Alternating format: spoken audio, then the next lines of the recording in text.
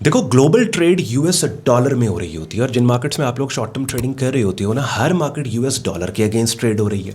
तो it's very important to know कि कौन सी वो चीज़ है जो यूएस डॉलर की वैल्यू को कंट्रोल कर रही होती है। अब आपको पता है कि मैं कोशिश करता हूँ कि ट्रेडिंग इन्वेस्टिंग मार्केट्स की जो कॉम्प्लेक्स टर्मिनोलॉजीज़ हैं उनको आसान करके एक आम आदमी को समझा पाऊँ, सो दैट नेक्स्ट टाइम जब आप न्यूज़ चैनल्स ब्लूमबर्ग और सीएनबीसी पे सूट और टाई पहन के मुश्किल वर्ड्स बोलने वाले लोगों को सुन रहे हो, जब वो ग्लोबल इकोनॉमी के बारे में बात कर रहे हैं, फेडरल रिजर्व बैंक्स के इंटरेस्ट रेट कट्स या हाइक्स के बारे में बात कर रहे हैं, तो आपको पता हो कि इन चीज़ों का इम्पैक्ट आपकी मार्केट्स के ऊपर क्या पड़ने वाला है। आप इन टर्मिनोलॉजीज़ और इन चीज़ों को समझ पाओ। सबसे पहले इस वीडियो में आगे चल के एक तो मैं आपको इंटरेस्ट रेट का मैकेनिज्म और मॉनेटरी पॉलिसी एक्सप्लेन करूंगा और फेडरल रिजर्व बैंक के रोल को एक्सप्लेन करूंगा कि कैसे यूएस डॉलर की वैल्यू को वो कंट्रोल करते हैं। और उसके बाद given current circumstances, specifically Iran US war के बाद ऑयल की प्राइसेस के ऊपर जाने पे अमेरिका का central bank, federal reserve bank का इंटरेस्ट रेट को लेके क्या स्टांस है और क्या इम्पैक्ट्स आ सकते हैं आने वाले दिनों में जिन मार्केट्स में आप ट्रेड करते हो उन पे, वो सब चीज़ें एक्सप्लेन करूंगा। तो one of the most important videos and तक आपने देखना है। एंड पे आज का कंटेंट यूजफुल लॉजिकल लगे, वीडियो को लाइक करके चैनल को सब्सक्राइब करके बेल आइकन पर क्लिक कीजिएगा। और मेरी कोशिश ये होती है कि मेरे प्लेटफॉर्म्स के ऊपर एक वन स्टॉप शॉप बन जाए ये ट्रेडर्स और इन्वेस्टर्स की, कि ना सिर्फ ट्रेडर्स के लिए लर्निंग मटेरियल यहाँ पे पड़ा हो, जैसे ट्रेडिंग कोर्स की प्लेलिस्ट अपनी स्क्रीन पे आप लोग देख रहे हैं, price action trading beginner level पे 81 वीडियोस के जरिए मैंने आपको सिखा दी।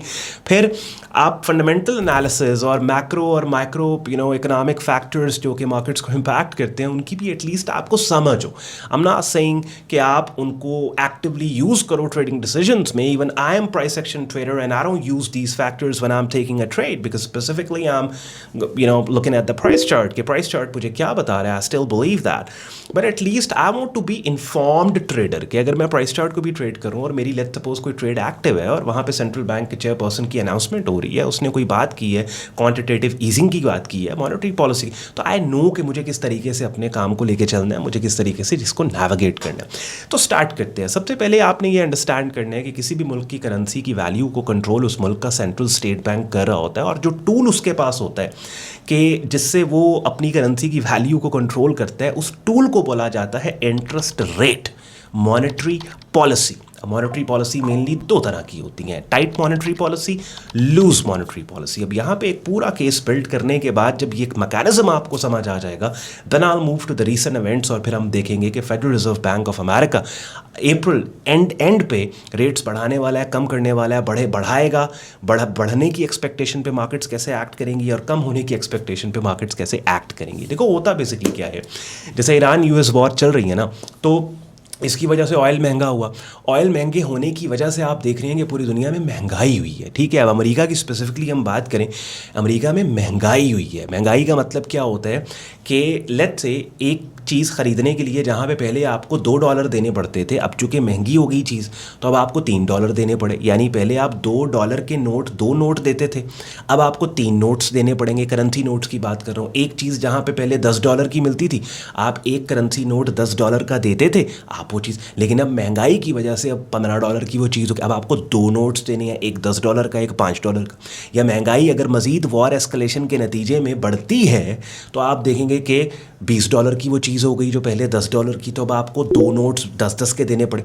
तो क्या होता है, चीज़ों के महंगे होने की वजह से सर्कुलेटिंग सप्लाई बढ़ जाती है पैसे की, बिकॉज जहाँ पे पहले एक चीज़ $10 की अब वो $15 की है, तो जहाँ पे पहले एक बंदा अपने बैंक से $10 निकालता था अपनी जेब से चीज़ लेने के लिए, वहीं पे वो बंदा अब 2 करेंसी नोट्स निकालेगा। तो ये देखें, करोड़ों लोग जब ज़्यादा करेंसी नोट्स चीज़ों को ख़रीदने के लिए निकालेंगे तो उस इकॉनमी में करेंसी की सप्लाई बढ़ जाएगी, कि जिस सप्लाई के बढ़ने की वजह से उस मुल्क की करेंसी की वैल्यू कम हो सकती है, क्योंकि basic supply and demand mechanism है भाई। किसी चीज़ की सप्लाई अगर बढ़ जाएगी तो उसकी वैल्यू कम होगी।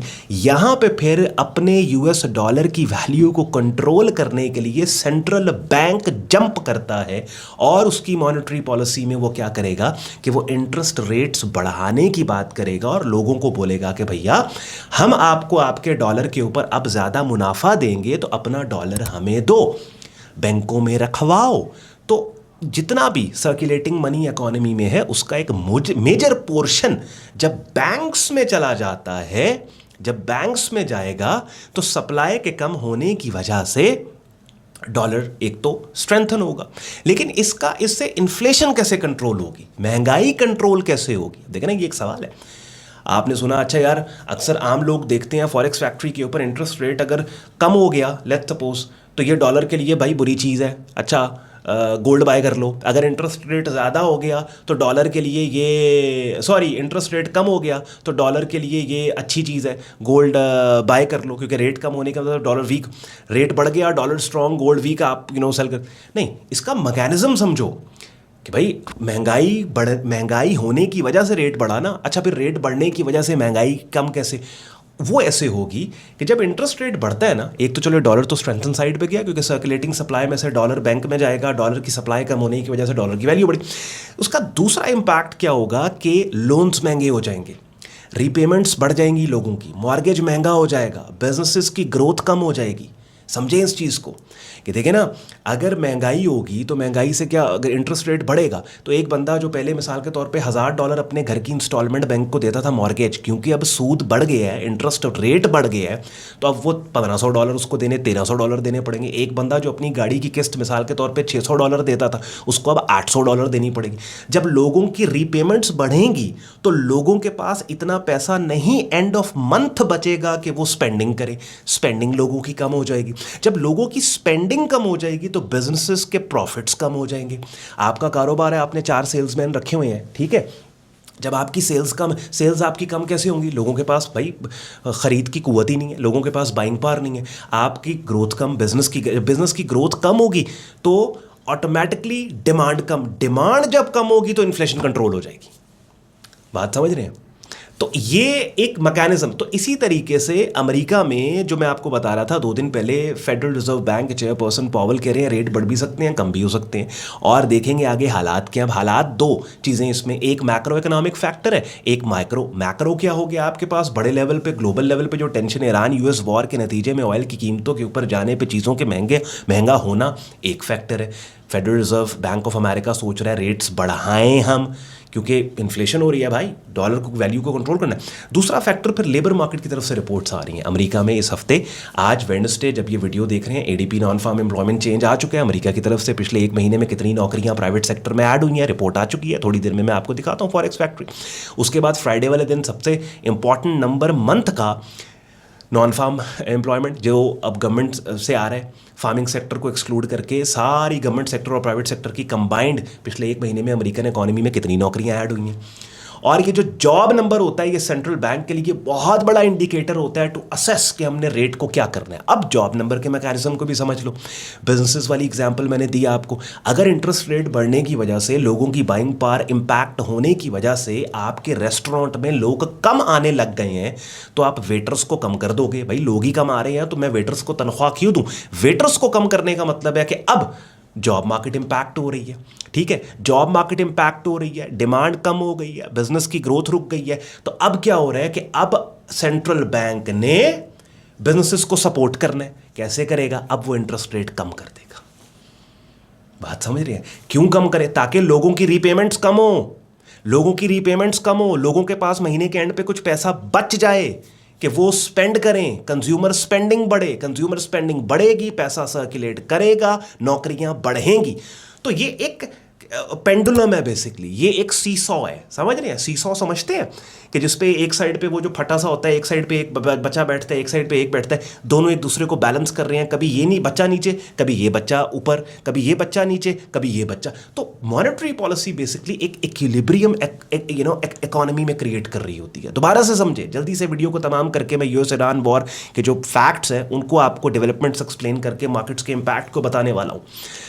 दोबारा से समझें कि ऑयल महंगा हुआ, महंगाई हुई, महंगाई की वजह से यूएस डॉलर, क्योंकि अब एक चीज़ पहले $10 की मिलती, अब वो $15 की मिल रही है। जहाँ पे पहले आप $10 दे के चीज़ लेते थे, अब आप 2 करेंसी नोट्स, एक 10 का एक 5 का दे के ले रहे हो। हाँ, तो करोड़ों लोग ये काम करेंगे तो करेंसी नोट्स की सप्लाई इकोनॉमी में बढ़ेगी। सप्लाई के बढ़ने की वजह से डॉलर के वीक होने के खदशे में उस मुल्क का सेंट्रल बैंक, जो कि अमेरिका का फेडरल रिजर्व बैंक है, वो इंटरेस्ट रेट को बढ़ा के लोगों को बोलेगा भाई ज़्यादा मुनाफा तुम्हें मिलेगा, शरह सूद बढ़ गई है, पैसा लाओ बैंकों में, एक मेजर पोर्शन सर्कुलेटिंग मनी का जब बैंक्स में जाएगा, सप्लाई कट होने की वजह से डॉलर की, उसकी वैल्यू बढ़ सकती है। लेकिन इसके आफ्टर इफेक्ट्स क्या कि डॉलर की वैल्यू बढ़ने के नतीजे में, डॉलर के महंगे होने की वजह से लोगों की रीपेमेंट्स बढ़ गई, लोगों के लोन बढ़ गए, लोगों के घर की इंस्टॉलमेंट बढ़ गई, लोगों की कार की लीज, गाड़ी की लीज बढ़ गई, लोगों के क्रेडिट कार्ड के बिल्स बढ़ गए। जब क्रेडिट कार्ड के बिल्स बढ़े, लोन बढ़े, गाड़ियों की रीपेमेंट्स बढ़ी, तो क्या हुआ? लोगों के पास पैसे ही नहीं बचे एक्स्ट्रा स्पेंड करने के लिए। जब लोगों की बाइंग पावर, स्पेंडिंग पावर कम हो गई, कंज्यूमर स्पेंडिंग कम हो गई। कंज्यूमर स्पेंडिंग बहुत बड़ा इंडिकेटर जीडीपी का है। बाद में जब कंज्यूमर स्पेंडिंग कम हो गई तो बिजनेसेस की ग्रोथ कम हो गई। जब ग्रोथ बिजनेसेस की कम हुई तो जॉब कट्स होने लग गए। भाई बिजनेस पैसे नहीं बना रहा, वो नौकरी कैसे ज़्यादा लोगों को दे, जॉब। तो फिर अब यहां पे सेंट्रल बैंक दोबारा आ गया। अच्छा, अब हमने डॉलर की वैल्यू को तो स्टेबल किया, उसको गिरने से बचा लिया, लेकिन अब तो ग्रोथ रुक रही है। अब वो क्या करेगा? अब वो रेट कम करेगा। फिर वो रेट कम जब करेगा तो दोबारा पैसा सस्ता होगा। पैसा सस्ता होगा, लोन सस्ता होगा, मॉर्गेज सस्ता होगा, गाड़ी की किस्तें सस्ती होंगी, लोगों के पास पैसा महीने के एंड पे बचेगा, कंज्यूमर स्पेंडिंग बढ़ेगी, नौकरियां बढ़े। तो ये इक्विलिब्रियम क्रिएटेड होता है। तभी सेंट्रल बैंक के जो चेयरपर्सन है जेरोम पावेल, उन्होंने ये बोला 2 दिन पहले हार्वर्ड यूनिवर्सिटी में जब वो गए थे कि भाई हम देखेंगे। अब फॉरेक्स फैक्ट्री आपने देखी, मैं थोड़ा सा स्क्रीन शेयर यहाँ पे करता हूँ और आपको यहाँ पे फिर ईरान यूएस सिचुएशन भी मैंने आपको बतानी है, बट ये मैकेनिज्म समझाना भैया बहुत ज़्यादा इंपॉर्टेंट था आपको। फॉरेक्स फैक्ट्री के ऊपर आप देखो, यहाँ पे एडीपी एम्प्लॉयमेंट चेंज आ रहा है। पिछले महीने 63 के जॉब्स अमेरिकन इकोनॉमी में ऐड हुई। इस वक्त एक्सपेक्टेड है कि कम नौकरियाँ ऐड हुई हैं, ऑब्वियसली इन्फ्लेशन, महंगाई, तो अगर ये आता है तो यूएस डॉलर की बुरी चीज़ है। रिटेल सेल्स का मतलब क्या है कि रिटेल लेवल के ऊपर टोटल सेल्स की वैल्यू पिछले एक महीने में, कोर रिटेल सेल्स में ऑटोमोबाइल इंडस्ट्री एक्सक्लूडेड है, रिटेल सेल्स में सारी इंडस्ट्रीज है। ठीक हो गया? अच्छा, क्यों एक्सक्लूड है इसमें कोर रिटेल सेल्स में? बिकॉज ऑटोमोबाइल इंडस्ट्री जो है वो 20% रिटेल सेल्स का पार्ट है। तो अगर ऑटोमोबाइल इंडस्ट्री को कोर रिटेल सेल्स के नंबर में ऐड करेंगे तो बाकी चीज़ों का इंपैक्ट म्यूट हो सकता है। दैट्स वाई उन्होंने ऑटोमोबाइल को यहाँ से निकाल दिया और 2 डेटास बना दिए, एक कोर विदाउट ऑटोमोबाइल और एक रिटेल सेल्स जिसमें हर चीज़ आ गई। उसके बाद मैन्युफैक्चरिंग पीएमआई आपको मैंने समझा दिया था, purchasing managers index. Manufacturing PMI का क्या मतलब? मैन्युफैक्चरिंग सेक्टर की कंपनीज के परचेजिंग मैनेजर्स से ईमेल पे एक 25 सवालों का सर्वे लेके पूछा जाता है कि भाई आपको क्या लगता है ओवरऑल बिजनेस इकोनॉमिक कंडीशंस क्या हैं। बिकॉज किसी भी ऑर्गेनाइजेशन में परचेजिंग मैनेजर होता है जिसका ताल्लुक वास्ता डिफरेंट टाइप्स के बिजनेसेस के साथ पड़ रहा होता है, क्योंकि किसी एक बिजनेस को मुख्तलिफ चीज़ें चाहिए होती हैं जो मुख्तलिफ बिजनेस टाइप से मिल रही होती हैं। और अगर इस इंडिकेटर की वैल्यू 50 से ऊपर है, दैट मीन्स इकोनॉमी एक्सपैंड कर रही, 50 से नीचे कॉन्ट्रैक्ट कर रही। 50 से ऊपर का मतलब कि इकोनॉमी यूएस डॉलर के लिए बेहतर, 50 से नीचे का मतलब यूएस डॉलर के लिए बुरा। रिटेल सेल्स इन्फ्लेशन डेटा जो कि 9 अप्रैल को आ रहा है, बहुत इंपॉर्टेंट नंबर है। अच्छा, उसके बाद फिर फ्राइडे वाले दिन ये इंपॉर्टेंट नंबर, अनएम्प्लॉयमेंट क्लेम्स आपके पास कल थर्सडे को आ रहे हैं। हाँ, कितने लोग हैं? ये वीकली डेटा, पिछले एक हफ्ते में अनएम्प्लॉयमेंट्स को उन्होंने अनएम्प्लॉयमेंट क्लेम किया। अगर ज़्यादा लोग क्लेम अनएम्प्लॉयमेंट कर रहे हैं, बुरा लेबर डेटा, यूएस डॉलर के लिए बुरा ये चीज़। हाँ, उसके बाद नॉन फार्म एम्प्लॉयमेंट चेंज आ रहा है, ये भी है गवर्नमेंट सेक्टर से। इसमें गवर्नमेंट और प्राइवेट सेक्टर इंक्लूडेड है। जो एडीपी का नंबर आज आ रहा है वो प्राइवेट सेक्टर है, उसमें सिर्फ उसमें गवर्नमेंट और फार्मिंग सेक्टर नहीं है। अच्छा, अब एक और चीज़, ये डेटा तो मैंने आपको सारा एक्सप्लेन कर दिया। अब 2 बड़ी इंपॉर्टेंट रिपोर्ट्स हैं, जल्दी से मैं उनका आपको बता के उसके बाद फिर we are gonna talk about US और ईरान वॉर सिचुएशन। वो ये है, एक तो हमारे पास 9 अप्रैल को सीपीआई इन्फ्लेशन डेटा अमेरिका की तरफ से आ रहा है, वो बहुत इंपॉर्टेंट है। और दूसरा, अप्रैल के एंड पे कहा जा रहा है 30 अप्रैल को अराउंड 30 अप्रैल और 1 मई की विंडो में FOMC meeting, interest rate decision की मीटिंग आ रही है, वो बहुत इंपॉर्टेंट है। उससे पहले बहुत स्पेकुलेटिव मनी मार्केट के अंदर आएगा इस एक्सपेक्टेशन में कि भाई अमेरिका का सेंट्रल बैंक रेट कम करेगा या रेट बढ़ेगा। तो सारी जो गेम चल रही है ना, जितने भी इवेंट्स आप डिफरेंट एनालिस्ट से बातें सुनते हो, ईरान में ये हो गया, वो हो गया, यमनी यूथीस ने अटैक कर दिया, फलां ने फलां को अटैक, ये सारी चीज़ों का जो सेंट्रल पॉइंट है वो अमेरिका इंटरेस्ट रेट कहाँ सेट करेगा है। ठीक है, अब अगर रेट बढ़ते हैं इसका मतलब क्या है कि यूएस डॉलर, वही वाली बातें याद आ रही, रेट बढ़ेंगे, यूएस डॉलर सर्कुलेटिंग सप्लाई कम, बैंकों में पैसा यूएस डॉलर जाए, वैल्यू यूएस डॉलर की बढ़े। अब यूएस डॉलर की अगर वैल्यू बढ़ती है तो हर चीज़ जो यूएस डॉलर के अगेंस्ट ट्रेड हो रही है वो कहाँ जाएगी? वो वीक हो सकती है, गोल्ड वीक हो सकता है, हाँ, बिटकॉइन वीक हो, समझ। अगर फिर रेट कट्स की बात होती है कि इंटरेस्ट रेट भाई कम करने हैं, बिजनेसेस इंपैक्ट हो रहे हैं, ग्रोथ रुक रही है, हाँ, वो जो एग्जांपल में ग्रोथ, तो रेट, अगर इंटरेस्ट रेट कम, पैसा सस्ता होता है तो फिर क्या होगा? ऑब्वियसली गोल्ड महंगा, ये चीज़। तो ब्रॉडर स्पेक्ट्रम पे आपको पता होना चाहिए कि ओवरऑल इकोनॉमिक सिचुएशन कंडीशन क्या चल रही है। ठीक है।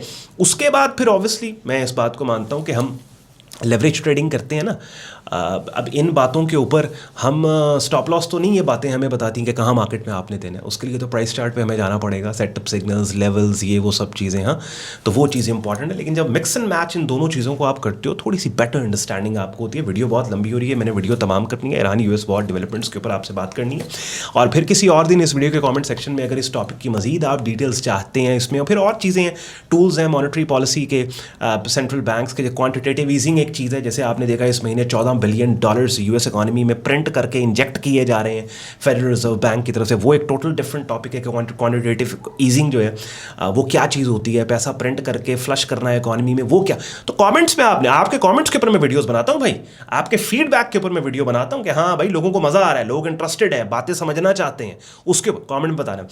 ईरान यूएस वॉर के अंदर भाई अमेरिका जो है वो अब तमगा लेके जंग से बाहर जाना चाहता है, क्योंकि याद रखें एक बात कि अमेरिका का स्ट्रेट ऑफ हॉर्मुज़ से कोई तेल नहीं गुजरता। अमेरिका खुद बहुत बड़ा ऑयल एक्सपोर्टर है, ठीक है, समझ रहे हैं, तो उसको तो परवाह ही नहीं है। और अभी तो आप देखें कि वेनेजुएला भी उसके पास आ गया, अमेरिका के पास, जो कि बहुत बड़ा वहाँ पे ऑयल रिजर्व है वेनेजुएला के, one of the top oil producers है वेनेजुएला उसके पास आ गया, खुद उसके पास वो ठीक ठाक एक्सपोर्ट करते हैं ऑयल। तो अमेरिका ने यह कहा है कि भाई हम इस जंग से बाहर जा रहे हैं, ठीक है, और जिन लोगों ने स्ट्रेट ऑफ हॉर्मुज़ से गुजर के तेल की अपनी रिक्वायरमेंट पूरी करनी है, जाओ आप पे लड़ो जाके और वहाँ पे उसको करो। और ऑब्वियसली अमेरिका ने कुछ ना कुछ एक ऑफ द हुक खुद को करना था, कुछ लेके, तो बात कर रहे हैं जी हमने उनकी नेवी को कर दिया, हमने ये कर दिया, वो कर दिया। ये तो चलें एक पॉलिटिकल चीज़ें हैं कि जो आने वाले 1-2-3 हफ्तों में मैं भी एक्सपेक्ट कर रहा हूँ कि ये जंग वहाँ से अमेरिका एटलीस्ट इस जंग से बाहर चला जाएगा। लेकिन ऑब्वियसली अगर स्ट्रेट ऑफ हॉर्मुज़ ब्लॉक्ड है या ईरान कोई नए मैकेनिज्म के साथ स्ट्रेट ऑफ हॉर्मुज़ को ऑपरेट करता है कि जहाँ पे कहा जा रहा है कि $2 मिलियन या $1 मिलियन कल को टोल टैक्स लगा देता है, तो ये मुल्कों को ये चीज़ खटकेगी। और खलीजी ममालिक के जहाँ पे ये डिस्ट्रक्शन हुई है और ये जो डिफेंसिव और ऑफेंसिव अटैक्स हुए हैं ईरान की तरफ से और फिर उनकी बेसिस को यूज़ करके ईरान पे, तो ये एक खिटमिट जो है वो मिडिल ईस्ट के अंदर मुझे लगता है आने वाले दिनों में लगी रहेगी। और वैसे भी जो एनर्जी इंफ्रास्ट्रक्चर के ऊपर मिडिल ईस्ट के नेचुरल गैस को ले लें या ऑयल के इंफ्रास्ट्रक्चर को ले लें, जो डैमेजेस अब तक हो चुके हैं उनके रिपल इफेक्ट्स इकोनॉमीज़ में आएंगे और कई महीने लग जाएंगे। जैसे मैं आपको कह रहा था कि $400 मिलियन बैरल्स की शॉर्टेजेस अभी तक ऑयल मार्केट में हो गई हैं। उसके बाद फिर हीलियम एक बहुत बड़ा एलिमेंट है जो कि सेमीकंडक्टर चिप्स, कंप्यूटर चिप्स के अंदर, MRI स्कैनर्स, मेडिकल डिवाइसेस में, स्पेस रॉकेट्स में यूज़ होता है। 14% उसकी शॉर्टेज हुई है बिकॉज वो भी नेचुरल गैस का एक प्रोडक्ट है जो कतर की तरफ से स्ट्रेट ऑफ हॉर्मुज़ से गुजर के दुनिया में उसकी सप्लाई जाती है। 14% सप्लाई उसकी कट हुई है, ऑयल की सप्लाई।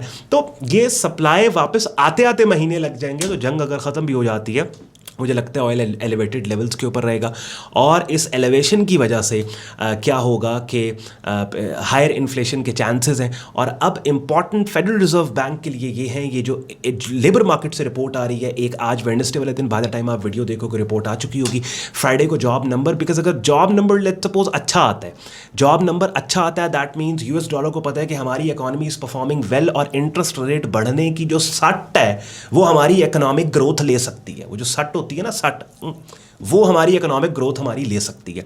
तो अगर जॉब नंबर से डेटा, जॉब मार्केट से डेटा वीक आता है, अनएम्प्लॉयमेंट क्लेम ज़्यादा आ जाते हैं, एनएफपी जो है वो बुरा डेटा आता है, एडीपी का बुरा डेटा, तो फिर यूएस उनको मुश्किल होगी इंटरेस्ट रेट्स को बढ़ाने की, इवन ऑयल ड्रिवन इन्फ्लेशन होने के बावजूद, बिकॉज उन्हें पता है एक तरफ इन्फ्लेशन हो रही है, एक तरफ हमारी ग्रोथ वो फिर उसके बाद देखें। लेकिन अगर जॉब डेटा अच्छा आता है अमेरिका की तरफ से, तो फिर बहुत चांसेस हैं, बिकॉज ऑयल ड्रिवन इन्फ्लेशन भी है, इन्फ्लेशन हायर इन्फ्लेशन भी है, लेबर मार्केट भी अच्छा परफॉर्म करी। दैट मीन्स कि इतनी महंगाई के होने के बावजूद यूएस इकोनॉमी में दम है कि उनकी जॉब मार्केट अच्छा परफॉर्म कर रही है। जॉब मार्केट तभी अच्छा परफॉर्म करती है अगर ओवरऑल इकोनॉमी अच्छा परफॉर्म कर रही हो, कंपनीज प्रॉफिट्स बना रही हो, तभी नौकरियां मिलती हैं लोगों को, ठीक है।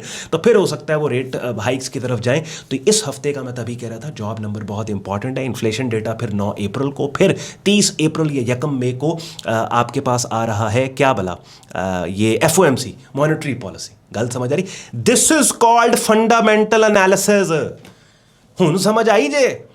तुही बह जाते हो लोग इत्थे वीडियो बना के फॉरेक्स फैक्ट्री ते बह के ओहो डेटा आ रहा है, ग्रीन आ गया है, रेड आ गया है, ऐसे। दिस इज कॉल्ड कि आप कड़ी से कड़ी जोड़ो कि अच्छा ठीक है, जंग के नतीजे में ये हो सकता है, वो हो सकता है। डेटा के आने से पहले एक्सपेक्ट किया, जैसे मैंने आपको अभी पूरा केस बिल्ड किया कि जॉब नंबर पॉजिटिव आता है, इन्फ्लेशन ऑलरेडी अपसाइड के ऊपर, सेंट्रल बैंक इंटरेस्ट रेट बढ़ा सकता है, वहाँ पे आपने पोजीशन कर लिया खुद को, यूएस डॉलर की साइड पे पोजीशन कर लिया। बहरहाल यार फिर दोबारा 20 मिनट की, अच्छा मैं हर वीडियो से पहले आज मैं लिटरली सोच के पड़ा, मैंने यार 12 मिनट से ऊपर नहीं जाना, 13 मिनट से ऊपर नहीं जाना, लेकिन मुझे आप, मेरी गुजारिश है आपसे, कोई मेरी इस सारी गुफ्तगू में एक लाइन कमेंट सेक्शन में आप मुझे लिख के बता दें कि जो इररेलेवेंट हो, जिसमें मैंने आपका टाइम वेस्ट किया हो, ऐ नहीं मैंने ये नहीं, एक तो कंटेंट अभी भी I want to talk about it, इसके डिफरेंट आस्पेक्ट। लेकिन दूसरी कमेंट में आपने मुझे बताया एक और वीडियो इसी टॉपिक के ऊपर कमेंट में बताना है आपने, मैं आपको बाकी आहिस्ता आहिस्ता करके सारे फंडामेंटल इंडिकेटर्स और ये चीज़ें आप बताऊँ सबने को। जाते जाते वीडियो के डिस्क्रिप्शन में बहुत से यूजफुल लिंक्स हैं, उनको आप चेक कर लीजिएगा। मेरी प्रीमियम कम्युनिटी का ज्वाइनिंग प्रोसेस वेबसाइट सैयदौन.com पर दिया हुआ है, मेरे प्रेफर्ड ब्रोकर का रेफरल लिंक दिया हुआ है, मेरे प्रेफर्ड प्रॉप फर्म जहाँ से आप फंड अकाउंट ले सकते हो उसका भी लिंक दिया हुआ है, और आप में से कुछ काफ़ी ट्रेडर्स हैं जिनके लिए हो सकता है वो लिंक्स यूजफुल हो। कमेंट सेक्शन में अपना फीडबैक इस वीडियो का ज़रूर आपने देना है मुझे, और पसंद आई हो वीडियो और मेरी बातें यूजफुल हुई हों आपके लिए तो लाइक करके चैनल को सब्सक्राइब करके बेल आइकन पर क्लिक कीजिएगा। इजाज़त दें मुझे, see you in the next video, till then take care, bye bye.